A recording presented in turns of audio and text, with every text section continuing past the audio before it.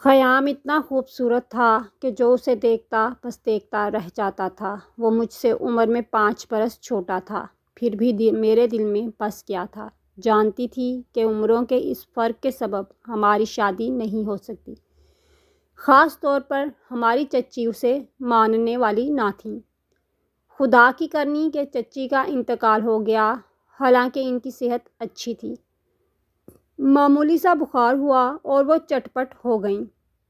ان کے اچانک انتقال پر سبھی افسردہ تھے۔ کسی کو یقین نہ آتا تھا اتنی صحت مند عورت یوں پلک جھپکتے میں دنیا چھوڑ جائے گی۔ چاچا کا اور میرا مکان جڑا ہوا تھا۔ بیوی کے وفات کے بعد ان کو سنبھالنے والا کوئی نہ رہا۔ خیام ان دنوں میٹرک میں تھا۔ اس کی بھی تعلیم متاثر ہوئی۔ چچا ریٹائرڈ ٹیچر تھے، محض پینشن سے روکھی سوکھی پر گزارا تھا۔ ان کی استطاعت نہ تھی کہ ملازمہ رکھتے، لہٰذا کبھی میں اور کبھی میری امی جان ان کے گھر کا کام کر آتے۔ میں ان کے میلے کپڑے بھی اٹھا لاتی اور اپنے گھر میں دھو کر دے آتی۔ کھانا بھی ہم ماں بیٹی کو پکانا ہوتا تھا۔ میں یہ سارے کام خوشی سے کرتی کہ مجھے چچا اور خیام سے پیار تھا۔ ابا اور چچا میں بھی بڑی محبت تھی۔ ایک روز دونوں نے مشورہ کیا کہ میری شادی خیام کے ساتھ کر دینی چاہیے۔ گرچہ عمروں میں کافی فرق تھا، لیکن میری تو لاٹری نکل آئی تھی۔ خیام کی دلہن بننا میرے بچپن کا خواب تھا اور اب اس کی تعبیر سامنے تھی۔ امی نے ابا جان کو سمجھایا کہ بہار بڑی ہے جبکہ خیام چھوٹا ہے۔ ابھی یہ فرق معلوم نہ ہوگا، لیکن آگے جا کر مسئلہ بنے گا۔ عورت مرد سے جلد بوڑھی لگنے لگتی ہے۔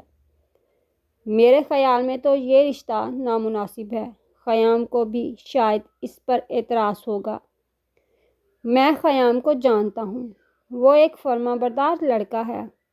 اس کو اپنے بھائی کے فیصلے پر ہرگز اعتراض نہ ہوگا، اور 5 سال کا فرق کوئی بڑا فرق نہیں ہے۔ خیام ہمارا خون ہے، اس سے بے وفائی کا اندیشہ ابس ہے۔ وہ شریفوں کی اولاد ہے۔ ہماری لڑکی سے شادی ہوئی تو آخری دم تک اس رشتے کو نبھائے گا۔ تم فکر مت کرو۔ والدہ کا کیا بس چلتا، یہ مردوں کے فیصلے تھے۔ وہ بیچاری چپ سادھ گئیں، مگر میں بہت خوش تھی۔ خیام کے بارے معلوم نہیں وہ خوش تھا یا افسردہ۔ اس نے اپنے والد کے فیصلے پر اعتراض نہیں کیا، حالانکہ میں نہ صرف اس سے عمر میں بڑی تھی بلکہ عام سی شکل و صورت کی اور صرف مڈل پاس تھی۔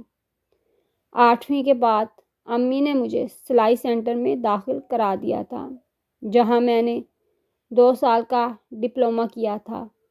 منگنی کے وقت جب ابا اور چچا نے خیام سے پوچھا کہ بیٹے تم کو اس رشتے پر کوئی اعتراض تو نہیں، اس نے جواب دیا، مجھے آپ کے کسی فیصلے پر اعتراض نہیں۔ میں منگنی پر راضی ہوں، لیکن شادی ابھی نہیں کرنا چاہتا۔ پہلے تعلیم مکمل کر لوں، پھر شادی ہو۔ چچا نے کہا کہ نہیں، تم پہلے شادی کر لو، کیونکہ ہمارے گھر کو سنبھالنے والے کی اشد ضرورت ہے۔ بعد میں پڑھتے رہنا، تمہاری پڑھائی پر تو کوئی بندش نہیں ہے، مگر میرے مالی حالات اب اس بات کا تقاضا کرنے لگے ہیں کہ تم کوئی ملازمت کر لو تاکہ شادی کے بعد اخراجات بخوبی پورے کر سکو۔ اس پر میرے والد نے کہا کہ خیام صحیح کہتا ہے، شادی کے بعد اگر بال بچوں کی ذمہ داریاں آن پڑیں تو یہ پڑھائی نہ کر سکے گا۔ بہتر ہے کہ پہلے پڑھائی مکمل کر لے۔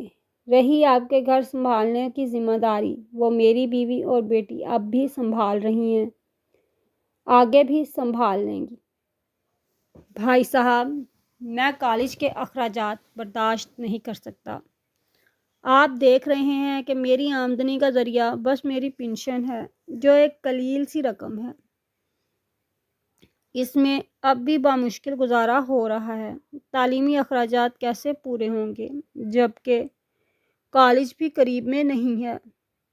یہ اخراجات میں پورے کروں گا، تم اس کی فکر مت کرو۔ خیام کو پڑھنے کا شوق ہے تو یہ اچھی بات ہے۔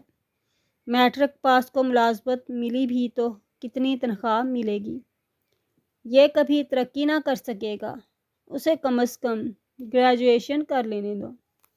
غرض چچا نے کو والد نے قائل کر کے خیام کے تعلیمی اخراجات کا ذمہ خود اٹھا لیا۔ امی البتہ کچھ پریشان نظر آئیں کیونکہ والد معمولی تنخواہ دار تھے اور ایک پرائیویٹ کمپنی میں ملازمت تھیں۔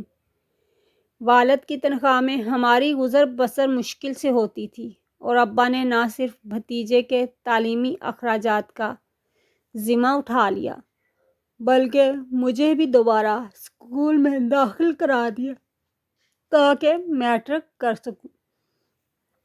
والد اب کمپنی میں اوور ٹائم کرتے تھے۔ انہوں نے خیام کو نزدیکی شہر کے کالج میں داخل کرا دیا۔ بلا شبہ اسے حقیقی معنوں میں پڑھنے کا شوق تھا اور وہ ہر امتحان میں اچھے نمبر لاتا تھا۔ ایف ایس سی میں تو اس نے کمال ہی کر دیا، اپنی کلاس میں ٹاپ کیا۔ اب اس کے دل میں ڈاکٹر بننے کا شوق جاگا۔ اس آرزو کا اظہار اس نے ابا جان سے کیا تو والد صاحب نے اس کا ساتھ دینے کی حامی بھر لی اور اسے میڈیکل کالج میں داخلہ دلوایا۔ والد صاحب نے ایک پلاٹ خریدا تھا کہ کبھی اس پر بڑا سا گھر بنوائیں گے۔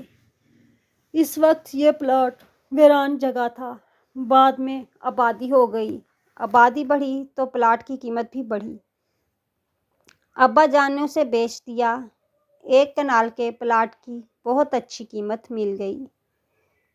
یہ روپیہ انہوں نے آدھا اپنے نام اور آدھا خیام کے نام بینک میں ڈال دیا تاکہ اس کے تعلیمی اخراجات میں رکاوٹ نہ آئے۔ ہر ماہ وہ باقاعدگی سے فیس بھی ادا کرتا رہے اور دوسرے تعلیمی اخراجات بھی پورے ہوتے رہیں۔ میں بھی ہر ممکن کوشش کرتی تھی کہ کچھ پیسے جوڑ لوں۔ جہاں سے سلائی کا ڈپلومہ لیا تھا وہاں انہی دنوں ایک ٹیچر کی شادی ہوئی۔ اس نے اسکول چھوڑ دیا۔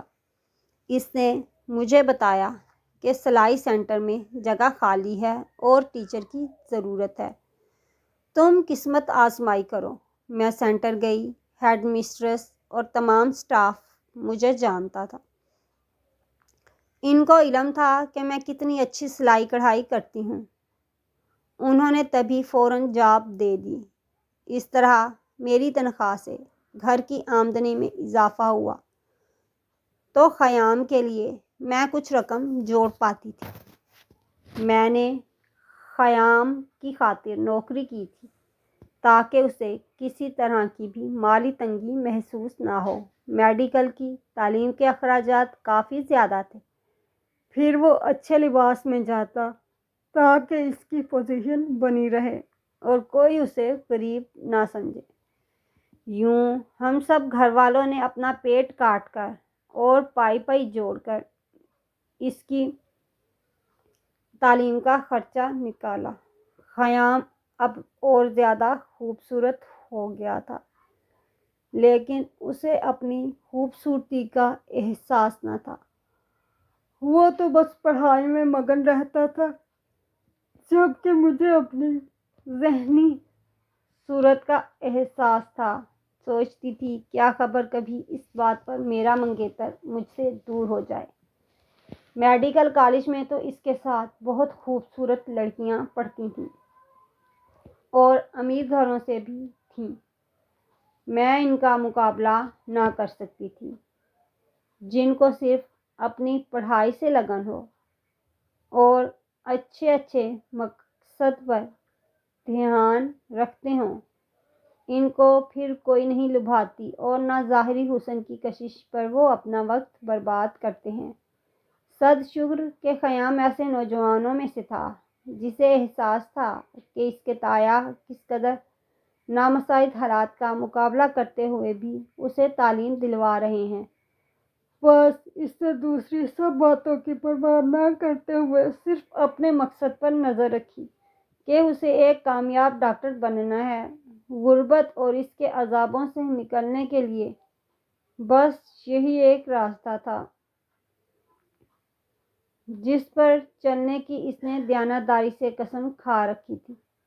محنت رنگ لاتی ہے، محنت سے ہی انسان کامیابی کا زینہ طے کر کے اپنے مقاصد کی بلندیوں پر پہنچتا ہے۔ خیام کی محنت اور ہماری قربانی رنگ لائی۔ وہ دن آ گیا جب وہ ڈاکٹر بن گیا۔ شہر میں بھی اس نے ہاؤس جاب مکمل کی تھی، پھر وہاں پریکٹس کرنے کی خواہش ظاہر کی۔ چچا نے اس صورت میں اسے شہر پریکٹس کرنے کی اجازت دی کہ وہ شادی کر کے اپنی دلہن کو بھی ساتھ لے جائے گا۔ اس نے یہ بات مان لی اور ہماری شادی ہو گئی۔ میرے خواب کو بھی تعبیر مل گئی اور اس کے خواب بھی پورے ہونے لگے۔ شہر میں خیام نے کرائے کا گھر لیا۔ اس میں بھی میرے والد نے اس کی مدد کی اور میں اپنے شریک زندگی کے ہمراہ پہلی بار شہر آ کر رہنے لگی۔ ہم دونوں کے پاس نئی زندگی شروع کرنے کے لیے کوئی خاص جمع پونجی نہ تھی۔ جو گھر ہم نے یہاں لیا تھا اس کا کرایہ بھی والد صاحب دیتے تھے۔ شہر میں نے اپنا سلائی کڑھائی والا ہنر جاری رکھا اور اچھے پیسے کما لیتی تھی۔ ہر طرح خیام کا ساتھ دیا، کبھی ان کے آگے تنگی کا رونا نہ رویا۔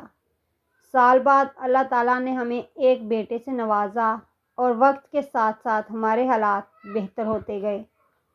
حالات بہتر ہوئے تو خیام اعلیٰ تعلیم کے لیے لندن چلے گئے۔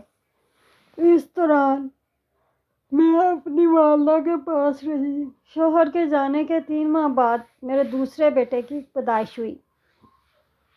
وقت بہرحال گزر جاتا ہے، یہ وقت بھی گزر گیا۔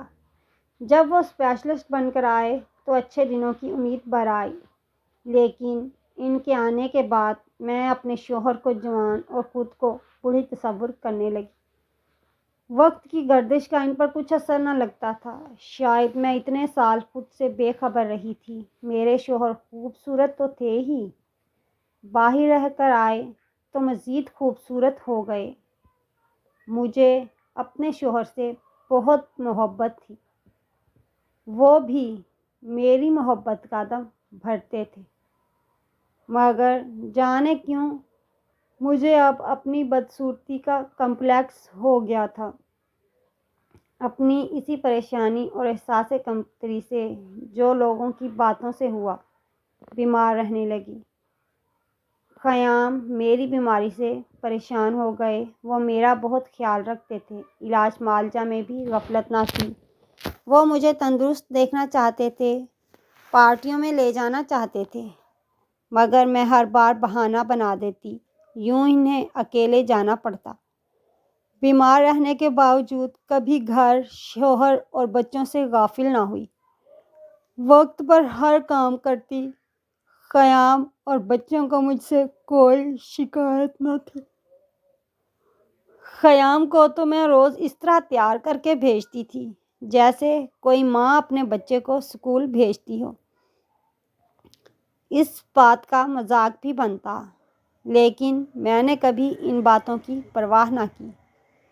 لوگ میرے خاوند کی شاندار شخصیت کی بہت تعریف کرتے تو وہ جواب میں صرف یہی کہتے کہ یہ سب میری بیوی کی محبت ہے۔ اگر وہ میرا اتنا خیال نہ کرے تو میں خود اپنا اتنا خیال نہ کروں۔ وہ ہر چیز میری پسند کی لیتے، لباس بھی میں ہی ان کے لیے پسند کرتی۔ ہماری زندگی بہت اچھی گزر رہی تھی، جانے ہمارے گھر کو کس کی نظر لگ گئی۔ مجھے اپنے شوہر پر خود سے زیادہ اعتماد تھا۔ مطمئن تھی کہ وہ جو اتنا عرصہ مجھ سے دور رہے ہیں اور کسی کے نہ ہوئے، اب بھلا پاس ہوتے ہوئے کسی کے کیوں کر ہو سکتے ہیں۔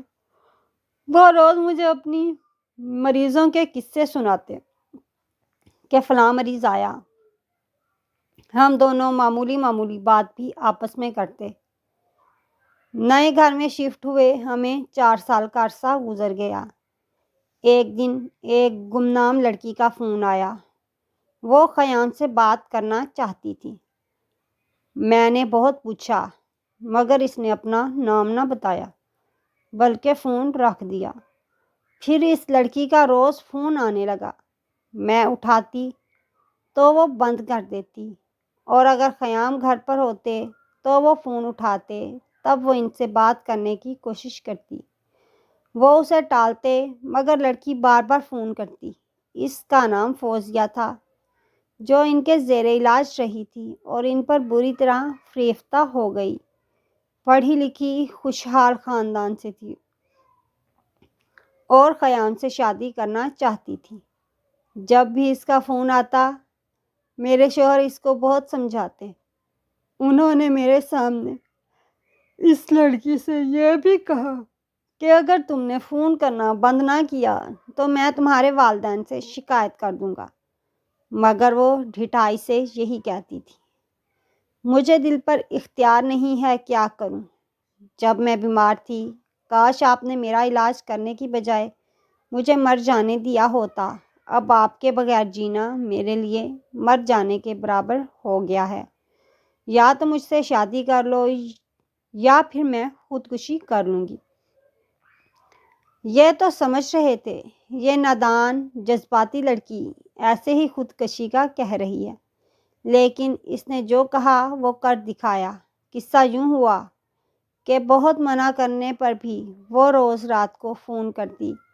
میرے شوہر میرے سامنے اس سے بات کرتے، اس کو بھی ڈانٹتے بھی پیار سے سمجھاتے۔ فون نہ اٹھاتے تو ان کے کلینک پہنچ جاتی اور مریضوں کی قطار میں بیٹھ جاتی۔ خیام اس صورتحال سے پریشان ہو گئے۔ مجھ سے کہا، دیکھو بہار، تم اس بات کا اثر نہ لینا اور مجھے غلط نہ سمجھنا، میرا اس کے ساتھ کچھ معاملہ نہیں ہے۔ یہ 20 برس کی ہے لیکن میری عمر کے سامنے تو بچی ہی ہے۔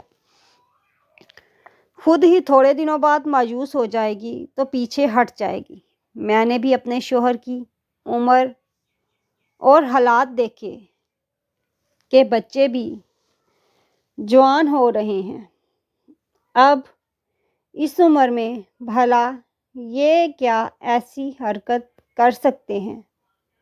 میں تو یہ سوچ کر شرمندگی محسوس کرتی تھی کہ اپنے اتنے چاہنے والے شوہر کے متعلق یہ بات سوچی ہی کیوں۔ انہی دنوں ابا جان بیمار ہو کر وفات پا گئے۔ اب امی اکیلی رہ گئیں تو میں زیادہ ان کی طرف جانے لگی۔ ان کی دلجوئی لازمی تھی۔ سوچا عدت گزار لیں تو ان کو اپنے گھر لے آؤں گی۔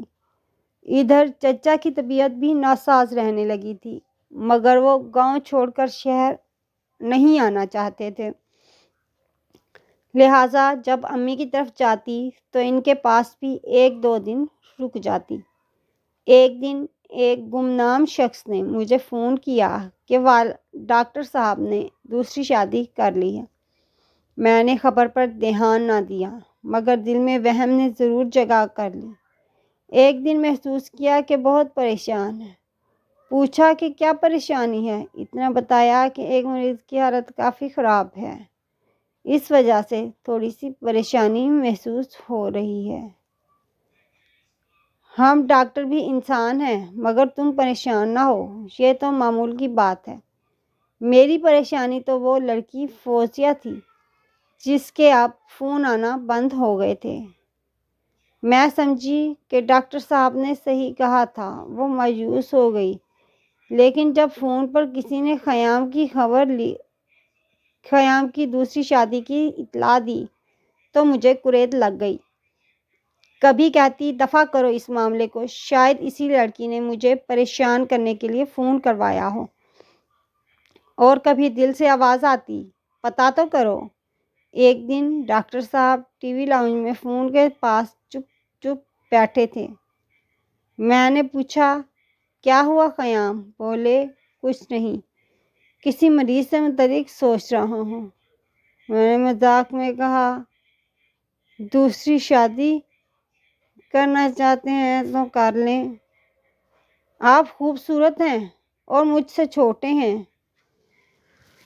ابھی جوان لگتے ہیں، جبکہ میں اکثر بیمار رہتی ہوں۔ انہوں نے جواب میں کہا، تمہارے ہوتے ہوئے مجھے دوسری شادی کی ضرورت نہیں، مجھے تو بس تمہاری ضرورت ہے، تمہارے سوا میں کسی سے محبت نہیں کر سکتی۔ یوں میں ان کی محبت سے سرشار اپنے ارد گرد سے بے خبر رہتی تھی۔ اگر ہمارے جاننے والے مجھے باخبر نہ بتاتے۔ میرے ایک کزن نے بتایا کہ آج کل ڈاکٹر صاحب ایک نوجوان لڑکی کے ساتھ دیکھے جا رہے ہیں۔ سمجھ گئی، ہو نہ ہو یہ وہی فون والی فوزیہ ہے، شاید اس نے میرے سرتاج کو رام کر لیا ہے۔ میں نے اپنے شوہر سے بات کی تو انہوں نے پھر مجھے جھوٹے تسلی دی کہ تمہیں کوئی بہکا رہا ہے۔ میں نے جو کام جوانی میں نہ کیے تھے اب بڑھاپے میں کرتا اچھا لگوں گا، اس تسلی سے ڈھارس ملی۔ مجھے اپنے بچوں کے لیے باپ کی شفقت اور سایہ چاہیے تھا۔ اپنے شوہر پر اعتماد کیا اور اس بات کو بھولنے کی کوشش کرنے لگی، مگر تقدیر کو شاید کچھ اور منظور تھا۔ ایک دن یوں فون آیا، میرا شوہر آہستہ سے کسی سے کہہ رہے تھے کہ ابھی شادی کو راز میں رکھنا ہے، تم میرے گھر آنے کی غلطی مت کرنا، یاد رکھو میرا گھر خراب ہوا تو میں تم کو طلاق دے دوں گا۔ ان کے منہ سے یہ الفاظ سن کر بے ہوش ہو گئی۔ اتنا صدمہ ہوا جیسے میں مر گئی ہوں۔ میں جو اعتبار سے ماری گئی کہ اتنے چاہنے والا شوہر کیسے بدل سکتا ہے، وہ بدل گیا۔ انہوں نے اقرار کر لیا کہ اس سے غلطی ہوئی، فوزیہ سے دوسری شادی کی ہے، مگر اپنی خاطر، اپنی خواہش اور خوشی سے نہیں، بلکہ اس کی خاطر۔ بتایا کہ میں نے اس کو بے رخی سے ٹھکرایا تو اس جنونی لڑکی نے زہریلی گولیاں کھا کر جان دینے کی کوشش کی۔ اسے میرے ہی کلینک لایا گیا کیونکہ اس کے گھر سے یہی کلینک قریب تھا۔ اس کی حالت غیر تھی اور بچنے کی کوئی امید نہ تھی۔ میں ہی اسے اسپتال لے گیا تھا۔ ابتدائی طبی امداد دینے کے بعد بھی اس کی طبیعت نہ سنبھلی تھی۔ وہ جان کنی کی کیفیت سے گزر رہی تھی۔ اس وقت میرے دل پر ایسا اثر ہوا کہ اللہ سے دعا کی کہ اس کی زندگی بچا لے تو میں اس لڑکی کی خوشی کے لیے اس سے نکاح کر لوں گا۔ دعا قبول ہو گئی اور میری مریضہ کی جان بچ گئی، لیکن اللہ سے کیا وعدہ مجھے نبھانا تھا۔ مجھے ڈر تھا اگر اب بھی میں نے اس کا ہاتھ نہ تھاما تو یہ دوبارہ خودکشی کی طرف نہ چلی جائے۔ وہ بے حد ڈپریشن میں تھی، لہٰذا میں نے مجبوراً فوزیہ سے نکاح کیا، اس شرط پر کہ وہ کبھی تمہارے سامنے آئے گی نہ تمہارے گھر میں قدم رکھے گی اور نہ اس شادی کو افشا کرے گی۔ یہ کہتے ہوئے وہ رو رہے تھے اور ہاتھ جوڑ کر مجھ سے معافی کی طلبگار بھی تھے۔ میرا دل عورت کا تھا جو ان سے بچپن سے والہانہ محبت کرتا آیا تھا، آج کیسے میں ان سے منہ موڑ سکتی تھی؟ میں نے سوچا کہ اگر یہ غلطی بھی ہے تو انہوں نے کسی کمزور لمحے کی وجہ سے کی ہے۔ ان کا دل نرم پڑ گیا ہوگا اور فوزیہ کی تکلیف دیکھی نہ گئی ہوگی۔ مجھے اپنے شوہر سے پہلے بھی پیار تھا، آج بھی پیار تھا۔ میں اپنے سامنے ان کی گردن کو جھکا ہوا نہ دیکھ سکتی تھی۔ ان کو اجازت دے دی کہ چاہیں تو بے شک اپنی دوسری بیوی کے پاس جا کر رہ لیں، مگر فوزیہ کا میرے گھر سے، مجھ سے یا میرے بچوں سے کوئی واسطہ، کوئی تعلق نہ ہوگا۔ ان کو یہ بات منظور نہ تھی۔ وہ تو ایک دن کے لیے بھی بچوں سے دور نہ رہ سکتے تھے، حتیٰ ایک رات بھی باہر نہ گزاری۔ ان کے معمول میں ذرا برابر بھی فرق نہ پڑا تھا کہ مجھے شک ہوتا۔ شوہر کے اس اقرار بے وفائی سے میری طبیعت مزید خراب رہنے لگی۔ ان کی دوسری بیوی کو بھی میری طبیعت کی خرابی کا علم تھا۔ ایک دن اس نے مجھے فون کیا اور کہا کہ آپ مجھے معاف کر دیں، آپ بیمار رہتی ہیں، میں آپ کی خدمت کروں گی، مجھے گھر آنے دیں، اپنا حق لینا چاہتی ہوں کہ میں بھی خیام کی منکوحہ ہوں۔ آخر کب تک اس راز کو راز رکھوں گی اور دنیا سے چھپ چھپ کر ازدواجی زندگی گزاروں گی؟ خیام صاحب آپ کی خاطر اس کو راز رکھنا چاہتے ہیں، حالانکہ راز تو کھل چکا ہے۔ ان کے کلینک پر کام کرنے والے ایک ورکر نے یہ راز اکثر لوگوں پر کھول دیا ہے۔ گویا فوزیہ اب مجھ سے اپنے حق کا مطالبہ کر رہی تھی۔ اس نے ہر طرف اپنی شادی کا چرچا بھی کر دیا تھا۔ جس نے سوچا اس کو برا بھلا کہا۔ ماں اس کی مر چکی تھی۔ باپ نے خیام سے خفیہ شادی کرنے کی خطا پر اس سے تعلق توڑ لیا تھا۔ جو بھی سنتا افسوس کرتا کہ ڈاکٹر صاحب کو ہرگز ایسا نہ کرنا چاہیے تھا۔ وہ تو بہت شریف آدمی تھے، اپنے بیوی بچوں کا بھی خیال نہ کیا۔ خاندان بھر میں بھی ان کی خوب رسوائی ہوئی۔ ادھر جب چچا کو خبر ہوئی، وہ صدمے سے اور بیمار پڑ گئے۔ تبھی ان کی شادی شدہ بیٹی ان کے پاس رہنے لگی۔ وہ گھر اور بچے لاہور میں شوہر اور سسرال کے پاس چھوڑ کر گاؤں آ گئی تھی۔ یہ امر مجبوری اپنے بیمار باپ کی دیکھ بھال کی خاطر، جبکہ یہ فریضہ مجھے ادا کرنا تھا، مگر میں تو سوتن کے غم میں نیم جان تھی۔ یہاں تک بھی بات قابو میں تھی، لیکن ایک روز خود فوزیہ ہمارے گھر آ پہنچی، جبکہ خیام اس وقت اپنے کلینک گئے ہوئے تھے۔ اس کے آنے سے میری طبیعت اور بگڑ گئی۔ میرے بیٹے نے باپ کو فون کر کے بتایا کہ فوزیہ آئی ہے اور امی کی طبیعت بہت خراب ہو گئی ہے، آپ جلدی سے گھر آ جائیے۔ وہ اسی وقت گھر آ گئے۔ انہوں نے فوزیہ سے کہا، جب میں نے تم کو یہاں آنے سے منع کیا تھا، پھر تم کیوں آ گئی ہو؟ ابھی کے ابھی چلی جاؤ۔ وہ نہ مانی، کہنے لگی، میں کیوں جاؤں؟ یہ اس کا گھر ہے تو میرا بھی ہے، ہم دونوں برابر کی حقدار ہیں۔ آپ نے مجھ سے نکاح کیا ہے، کوئی کھیل تماشا نہیں ہے یہ۔ جب خیام کو اس پر غصہ کرتے دیکھا تو میں نے کہا، خیام تمہارا غصہ بے جا ہے، تم اس لڑکی سے نکاح کر چکے ہو تو اب یہ تمہاری بیوی ہے، یہ ٹھیک کہہ رہی ہے، شادی کو خفیہ نہیں رکھا جاتا اور اس گھر پر اس کا بھی حق ہے۔ وہ بولے کہ اس نے خلاف ورزی کی ہے، میں اس کو ہرگز نہیں رکھوں گا، اپنے گھر سے تو کیا اپنی زندگی سے ہی نکال دیتا ہوں۔ یہ قابل اعتبار نہیں ہے۔ اس نے مجھ سے جن شرائط پر شادی کی، جو وعدے کیے، وفا نہیں کر سکی۔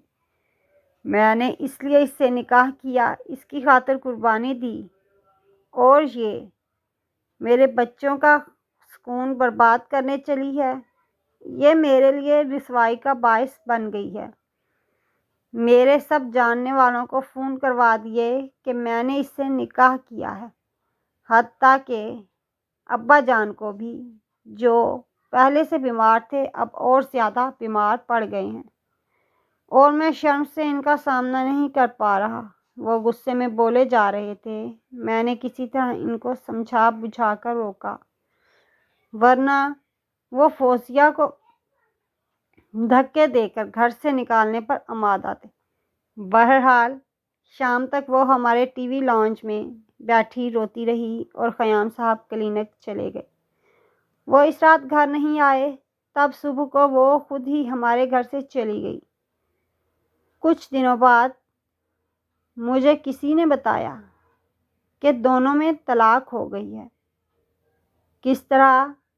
یہ مجھے آج تک معلوم نہ ہو سکا کہ خیام نے اسے طلاق دی یا خود اس نے لے لی، لیکن میرے شوہر کا کہنا تھا کہ میں نے طلاق نہیں دی، اس نے خود لی ہے۔ اس نے تمہارے ساتھ رہنے کی ضد کی اور میرے نہ ماننے پر طلاق مانگ لی۔ یوں یہ قصہ تمام ہوا۔